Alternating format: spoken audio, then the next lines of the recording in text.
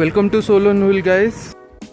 इस वीडियो में बात करेंगे MT-15 का माई ओनरशिप एक्सपीरियंस। इस वीडियो में मैं बात करने जा रहा हूँ कुछ पॉइंट्स के बारे में, जैसे कि 2 इयर्स के अंदर मुझे क्या क्या गाड़ी में परेशानी हुआ, क्या अच्छा सबसे लगा, उसके बारे में पूरी तरह से बात करेंगे इस वीडियो में। एंड तक पूरा देखिए तो आपको डिटेल में पता चलेगा। अगर आप ख़रीदने जा रहे हैं तो क्या प्रोज रहेगा, क्या कॉन्स रहेगा, आपको क्या फ़ायदा होगा, कितना खर्चा आ सकता है, मतलब मेंटेनेंस में, सारी चीज़ें इस वीडियो में मैं बात करूँगा। पूरा एंड तक आप वीडियो थोड़ा देखिए तो आपको पूरी तरह से मालूम चलेगा MT-15 में ख़रीद के कितना खुश हूँ, कितना दुख हूँ, आपको पूरा देखने से ही पता चलेगा। तो पॉइंट वाइज हम एक एक करके बात करना शुरू करते हैं।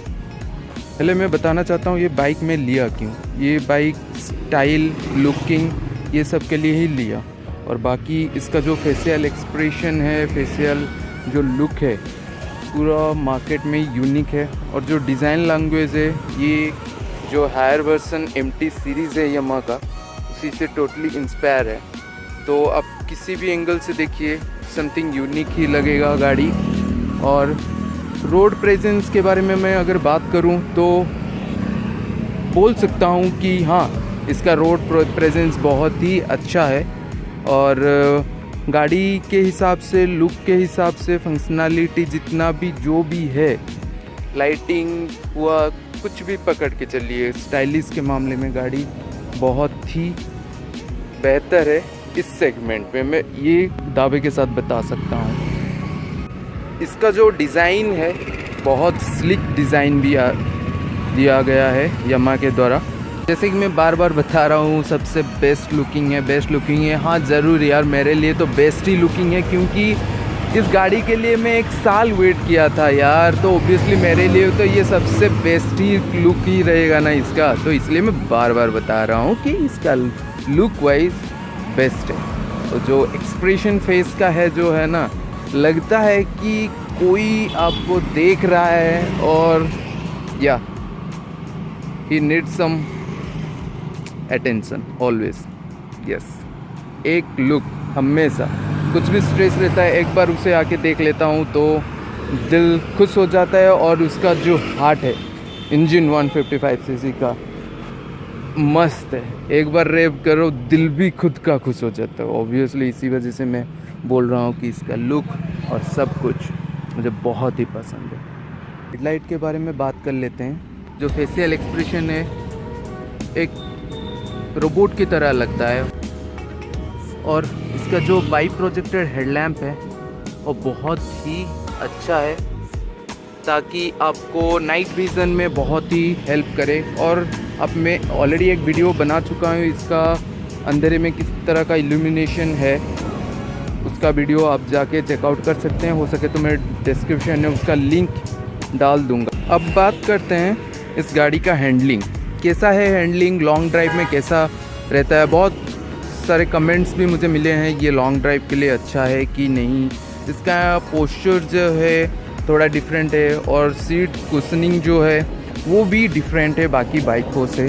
तो इसीलिए बहुत सारे कमेंट्स आते रहते हैं कि ये लॉन्ग राइड के लिए अच्छा है कि नहीं। सच बताऊं तो सिटी के हिसाब से एक चीज़ मैं पूरा बता सकता हूं कि हाँ, ये एक स्मॉल पॉकेट रैकेट जैसा ही है, जो स्पोर्ट्स सेगमेंट का नेकेड बाइक है। और स्ट्रीट नेकेड बोलने से ज़्यादा बेहतर रहेगा। तो स्ट्रीट में, जो सिटी के अंदर, इससे साथ मुझे कोई भी अब तक दिक्कत नहीं हुआ है।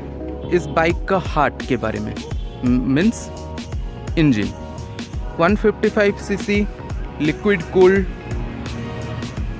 4 valve slipper clutch BBA technology से बना हुआ ये जो इंजन आता है, सही मैं बता रहा हूँ, इसका जो परफॉर्मेंस है, BS4 के बारे में खासकर बता रहा हूँ। ऑब्वियसली PS6 में मैं देखा हुआ हूँ, चलाया भी हूँ दोस्तों का।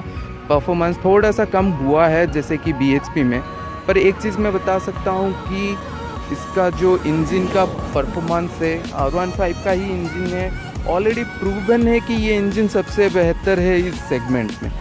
तो आपको कोई भी दिक्कत आने वाला नहीं है।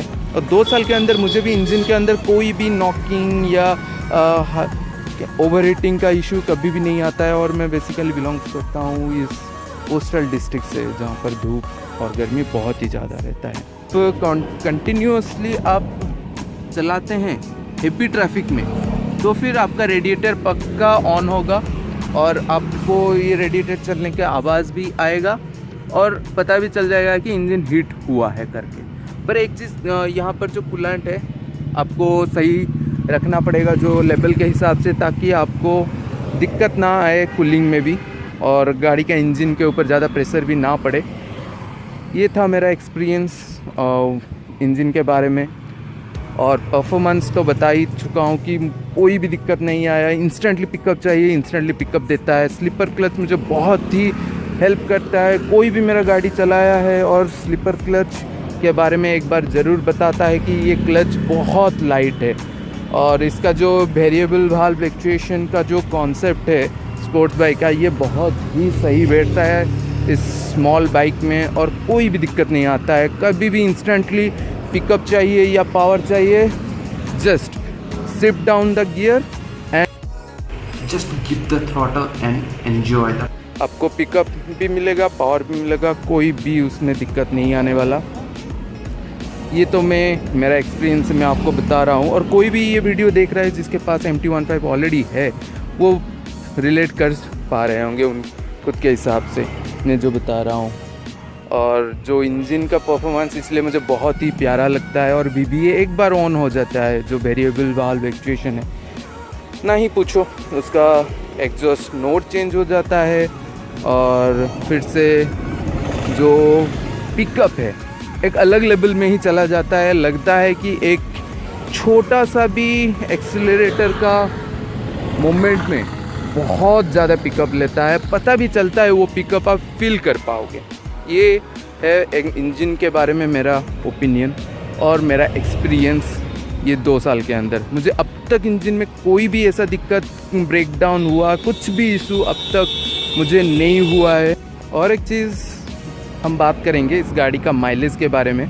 तो बहुत जनों का वीडियो में देखा हूँ, उसमें वो बोलते हैं कि माइलेज का इशू है, कुछ प्रॉब्लम है उनको। पर मेरा एक्सपीरियंस के साथ मैं बता सकता हूँ माइलेज किस तरह आप बेहतर निकाल सकते हैं। हर किसी का ड्राइविंग का स्टाइल अलग रहता है, तो उसी हिसाब से माइलेज निकलता है।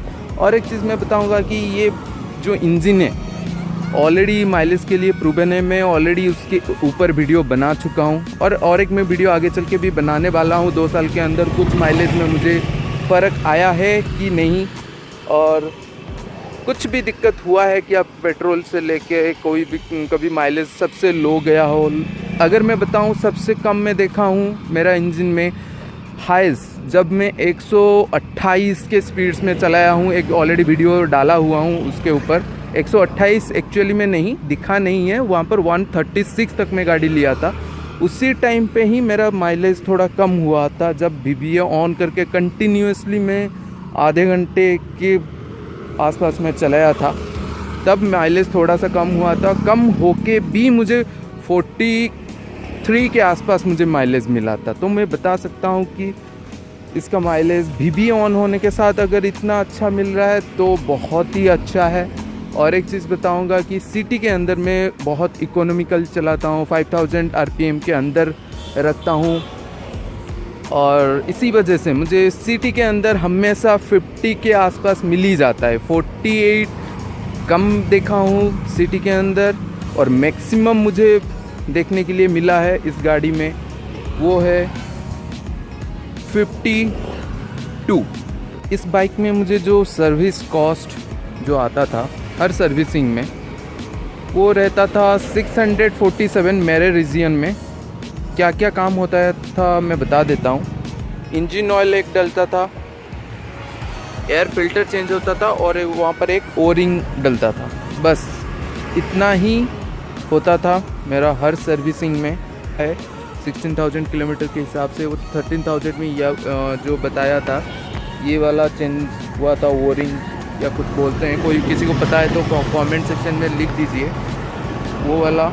और जो सकब्जर ऑयल 10,000 किलोमीटर में, और brake pad, front brake pad वो चेंज हुआ था 9,000 में, और 16,000 हो चुका है। जैसे कि मेरा पीछे वाला डिस्क पैड अब तक घिसा नहीं है, बहुत जल्दी वो भी चेंज होने वाला है। 8 सर्विसिंग ख़त्म हो चुका है, उसमें से मेरा था 5 फ्री सर्विसिंग था और पेड सर्विसिंग में AMC ले लिया था ईयरली, जिसमें 3 सर्विसिंग आता था और एक फ्री वॉशिंग का आता था, वो वाला ले लिया था। तो इसलिए मुझे 3 महीने का वो 1000 रुपये ही गिरा। और इंजन ऑयल और बाकी जो ओरिंग का फ़िल्टर वो मुझे देना ही पड़ता था हमेशा, पर जो सर्विसिंग का कॉस्ट जो लेबर चार्जेस था वो मुझे देना नहीं पड़ता था, जैसे कि मैं AMC में ऑलरेडी दे चुका था 1000 रुपये।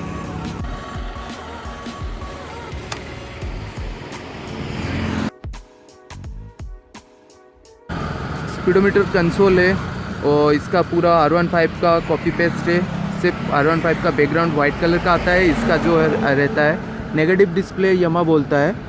तो इसी हिसाब से यहाँ पर जितना बेसिक इन्फॉर्मेशन है सब कुछ यहीं पर दिखता है। मैं एक बार दिखा देता हूँ मेरा ओडोमीटर रीडिंग, मेरा 2 साल के अंदर कितना हुआ है।